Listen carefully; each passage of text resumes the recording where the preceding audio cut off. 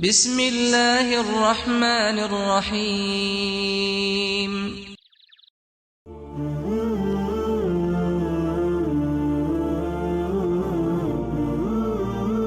حضرت صلی اللہ علیہ وسلم اپنے حجرے سے نکلے، لوگوں کو شب قدر بتانا چاہتے تھے وہ کون سی رات ہے۔ اتنے میں دو مسلمان آپس میں لڑ پڑے۔